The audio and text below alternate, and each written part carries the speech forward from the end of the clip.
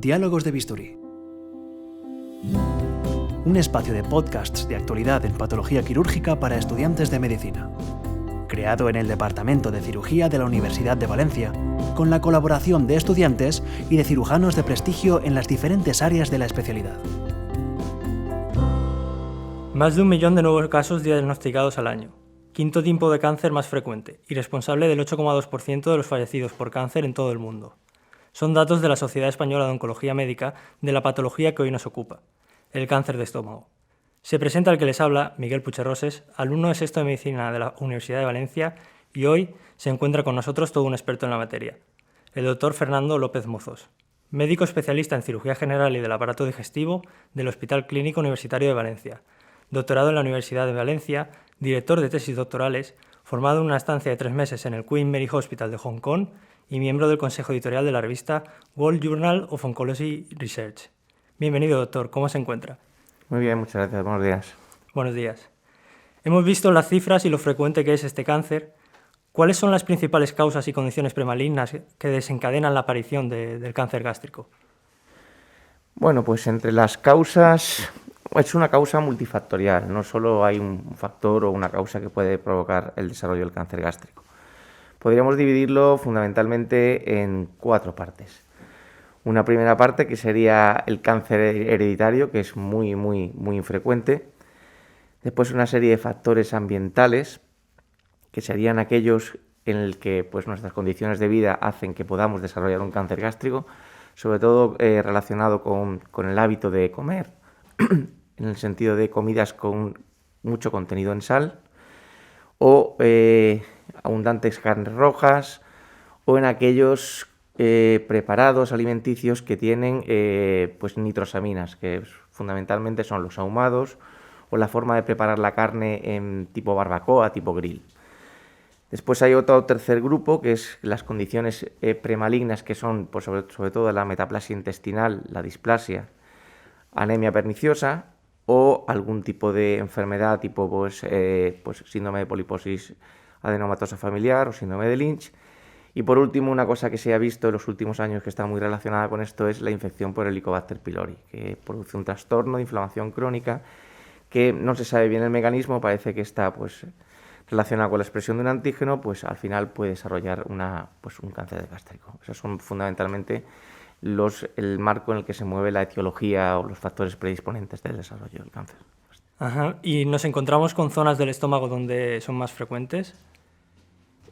Sí, bueno, esto ha ido cambiando, sobre todo en las últimas décadas.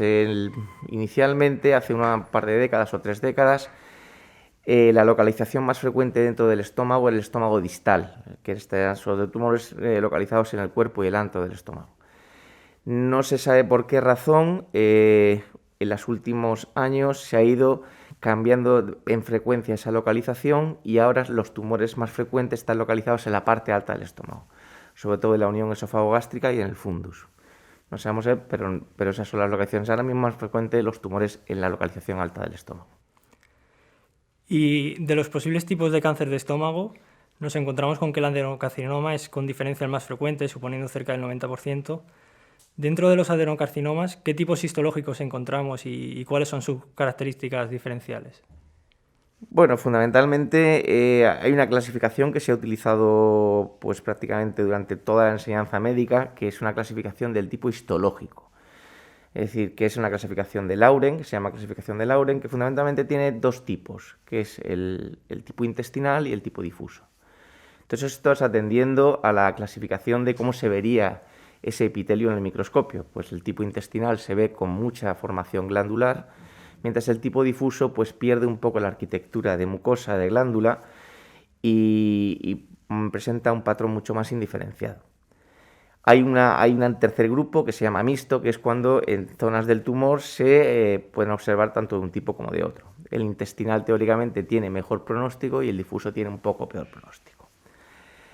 Lo que es cierto es que últimamente esa clasificación, que es puramente histológica, se ha visto complementada por una clasificación molecular que fundamentalmente atiende a un patrón de mutaciones genéticas. Y entonces se establecen 4 grupos que podríamos hablar de, o utilizamos la clasificación histológica o podemos utilizar la clasificación molecular. En la clasificación molecular están los asociados al virus de Epstein-Barr, una cosa que se llama inestabilidad de microsatélites, otra que se llama estabilidad genómica y otra que se llama inestabilidad cromosómica. En función del patrón mutacional, pues se clasifica en uno o en otro. El más frecuente de estos patrones mutacionales es el de la estabilidad genómica, que corresponde habitualmente con el tipo histológico difuso.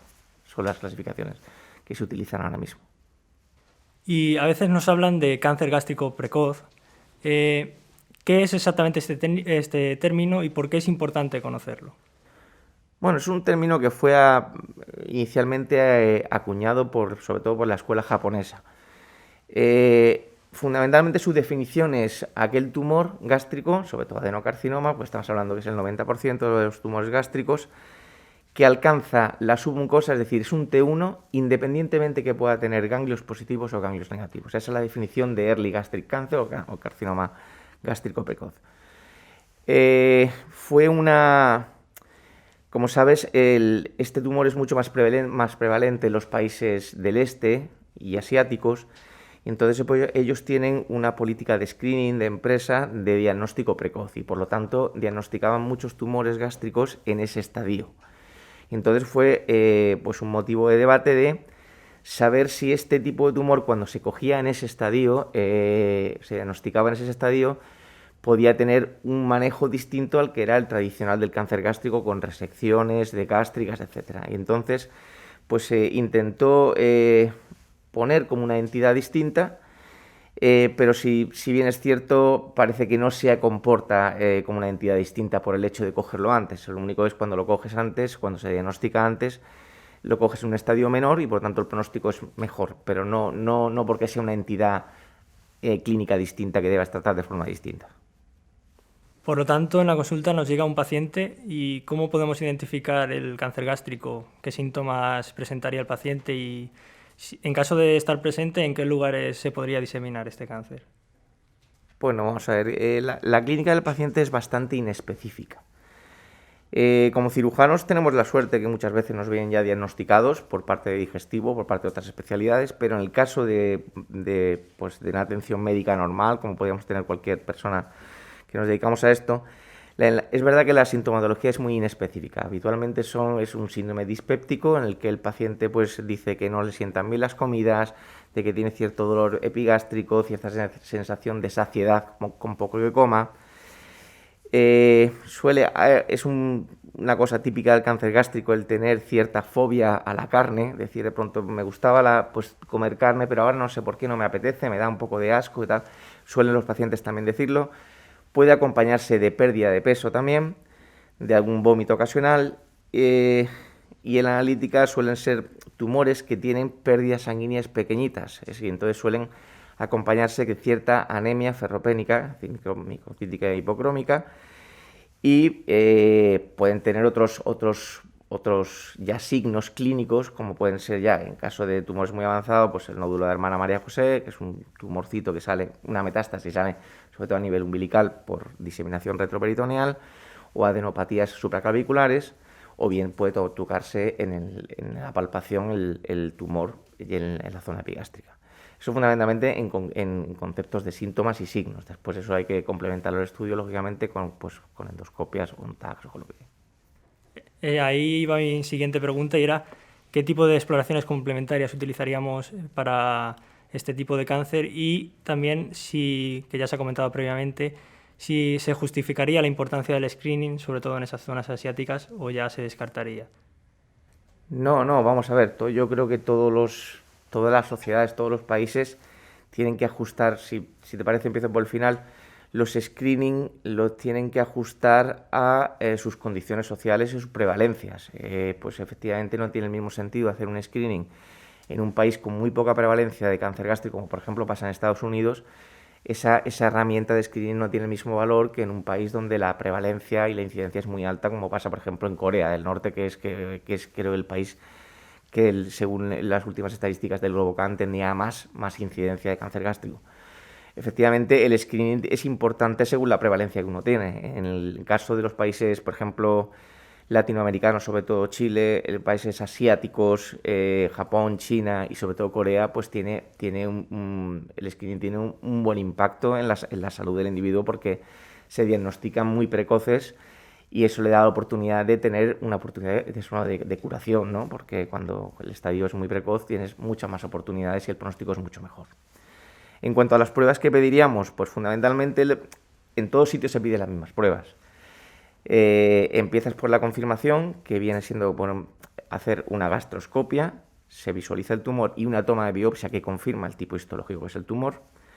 Después una vez que tenemos ese tipo de tumor, tenemos que estadificarlo, saber hasta dónde ha llegado ese tumor. Fundamentalmente disponemos de dos herramientas. Una es la ultrasonografía endoscópica, es decir, en el que hacemos una endoscopia con un aparato de ecografía en la punta, ponemos al lado del tumor, que nos permite ver hasta qué punto ese tumor ha penetrado en la pared del órgano, y es lo que establecemos con el T1, T2, T3 o T4 de la clasificación TNM. También nos permite a veces saber los ganglios regionales que hay también a través de esa ecografía endoscópica. Y así podemos establecer también el concepto de N de la clasificación TNM, y después tenemos el TAC, ¿no? Y el TAC pues nos hace fundamentalmente ver dos cosas. El estado ganglionar, que se puede ver también, no solo los ganglios regionales de alrededor del tumor, sino otros ganglios que pueden estar a distancia, y la presencia o no de metástasis en otros órganos, como puede ser el hígado o el pulmón fundamentalmente. Entonces, con eso tenemos una estadificación del TNM y podemos englobar al paciente en un grupo pronóstico y un grupo de tratamiento. Por lo tanto, una vez tenemos el diagnóstico y hemos estadificado el cáncer, ¿cuáles son los distintos tipos de tratamiento que nos encontramos? Bueno, fundamentalmente aquí se clasifican en dos grupos terapéuticos. El primer grupo terapéutico sería aquel paciente que consideramos que el tumor no está localmente avanzado. Ahí entraría el concepto que hemos comentado antes de early gastric cancer, de carcinoma gástrico precoz, o aquel tumor que es T2 con N0 o menos de T2. Es decir, todo ese tipo de grupo todo ese grupo de pacientes se consideraría que no están localmente avanzados y podría ir a una cirugía directa, sin ningún tipo de tratamiento previo. Todo aquel tumor que tenga o ganglios positivos o sea T3 o más, o la combinación de ambos, se consideraría localmente avanzado. Y esos pacientes, en su mayoría, tienen un régimen terapéutico que consiste en darle unos ciclos de quimioterapia previo a la cirugía, hacer una evaluación de la respuesta a esa quimioterapia y después practicar una cirugía, y el paciente que se adapta bien tener incluso quimioterapia posoperatoria. Entonces, son dos escenarios en el que el tumor no ha avanzado mucho, prácticamente puede ir a cirugía porque las posibilidades de curarse son muy altas y no necesita ningún tipo de tratamiento adicional, y aquellos otros grupos de pacientes en el que el tumor está más avanzado y hace falta más herramientas aparte de la cirugía para poder intentar la curación de los pacientes. Centrándonos ahora en la cirugía, ¿qué tipo de gastrectomías hay, en qué se diferencian y de qué depende que se proceda una u otra? ¿Y qué niveles ganglionares son los que se incluyen en las linfadenectomías de estas cirugías? Bueno, pues tipos de gastrectomías hay muchas, ¿eh? De verdad que hay, pues, cada vez que va avanzando pues este mundo científico de la cirugía gástrica, pues se describen más y más técnicas. Fundamentalmente es verdad que el tipo de gastrectomía que hay, pues está la gastrectomía parcial, en la cual solo quitas una parte del estómago, está la gastrectomía subtotal, que solo dejas un poquito, y la gastrectomía total, en la que quitas todo. A partir de ahí existen muchos modelos o formas en que puedes hacer la gastrectomía. Está la gastrectomía central, en fin, hay diferentes. ¿De qué depende al hacer una u otra? Pues fundamentalmente depende de la localización tumoral. La localización tumoral, cuando el tumor está localizado en la parte distal del estómago, habitualmente suele hacer una gastrectomía parcial, preservando toda la parte de arriba del estómago, porque funcionalmente para el paciente es mejor. Se adapta mejor después a la alimentación, etcétera, le queda un reservorio, le queda un mini estómago, pero funcionalmente para el paciente es mejor. Cuando los tumores son más altos, hasta ahora se hacía gastrectomía total, porque preservar la parte distal del estómago no suponía un beneficio para el paciente y bueno, se ha tendido durante muchos años a hacer la gastrectomía total y reconstruirlo pues con una asa de yeyuno en forma de Iderux, fundamentalmente. Ahora hay un concepto nuevo que es el que se llama el concepto de doble track, que es una especie de reconstrucción en la cual en los tumores altos sí conseguimos preservar la parte distal del estómago y hacemos una reconstrucción para que el paciente pueda conservar una parte del estómago, porque el vaciamiento parece que es mejor cuando tiene dos vías, por decirlo así. El tipo de gastrectomía también se puede ver condicionada por el tipo de tumor inicial, no solo dónde está localizado, sino habitualmente los tumores que son difusos, lo que habíamos hablado de la clasificación de Lauren. Los difusos tienden a ser tumores más agresivos y más recidivantes, y se recomienda que los márgenes de seguridad con el tumor sean más grandes. Es decir, si tengo un tumor y tengo que hacer 5 centímetros por arriba y 5 centímetros por abajo, cortar para tener seguridad de que no dejo células tumorales, muchas veces con los difusos, con la distancia que hay que dejar, prácticamente te obliga a quitar todo el estómago. Entonces es otro factor que te puede condicionar al tipo de gastrectomía.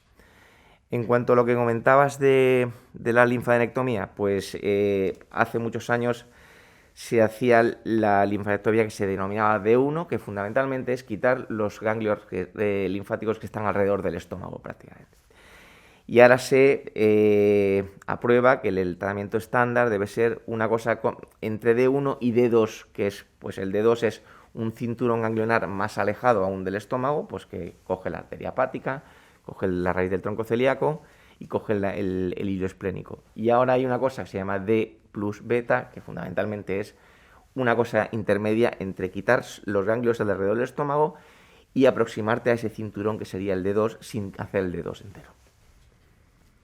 Tras las cirugías, por lo tanto, ¿cuáles serían las secuelas metabólicas que puede ocasionar este tipo de cirugías en los pacientes? Bueno, pues las secuelas metabólicas depende un poquito del tipo de gastrectomía que uno hace. Si la gastrectomía es distal y consigues preservar la parte proximal del estómago, suelen tener menos consecuencias metabólicas, sobre todo en el sentido de una absorción de hierro, que el hierro se absorbe en el duodeno, y la segunda con el tema de la vitamina B12, con el factor intrínseco de Castleman, que se produce en el fundus, como bien sabes, y cuando se quita el fundus por gastrectomías totales, el paciente hay que inyectarle vitamina B12 durante pues, unas pautas el resto de su vida para que no haga pues, anemias megaloblásticas y ese. Pueden tener otro tipo de déficits nutricionales, depende ya de la condición funcional, de cómo responden a la reconstrucción que le hemos hecho. Algunos pacientes tienen lo que se llama el síndrome de dumping, que a veces es pues, un vaciado de golpe del paciente y que le provoca pues, que el paciente se limite en su alimentación y pueda tener ciertos trastornos funcionales postprandiales. No es muy frecuente, la verdad que no es muy frecuente, y los pacientes se adaptan bastante bien a las gastrectomías sin unas condiciones metabólicas y nutricionales importantes. Es cierto que pierden alrededor de forma permanente entre el 7% y el 10% del peso corporal, pero lo que también hemos visto en contraposición a eso es que ese tipo de montajes, no se sabe muy bien la causa, que también pasa, por ejemplo, en la cirugía de la obesidad. En los pacientes que son diabéticos, sobre todo los diabéticos tipo 2, desaparece la diabetes. O sea, o se curan o mejoran mucho la diabetes. Entonces, bueno, pues tiene sus pros y sus contras el tema, sobre todo metabólico y funcional, de esta cirugía. Por último, ¿cuál es el pronóstico de los pacientes con cáncer de estómago y qué factores son los que indicarían ese mal pronóstico? Bueno, el pronóstico va a depender fundamentalmente, casi siempre va a depender del estadio que tenía inicialmente el tumor. Entonces, pues efectivamente, pues a mayor estadio, peor pronóstico. Entonces, cuando hacemos unas curvas de supervivencia del estadio 1, pues tiene un 90% de curación a los 5 años, mientras que el estadio 4 pues tiene unos meses, nada más.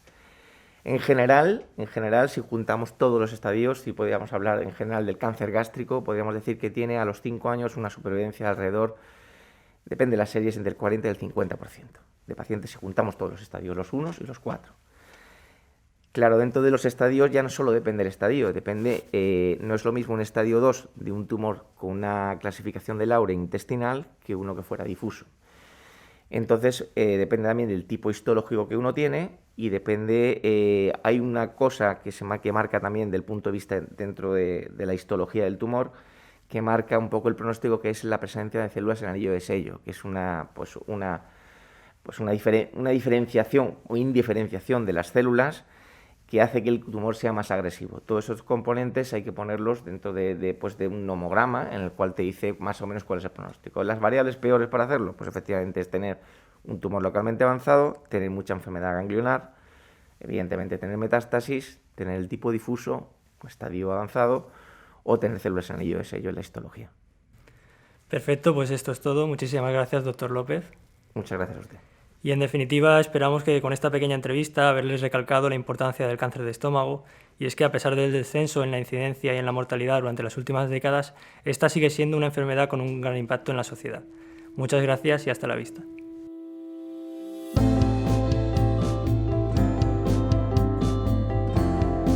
Podcast realizado con la colaboración de Fresenius.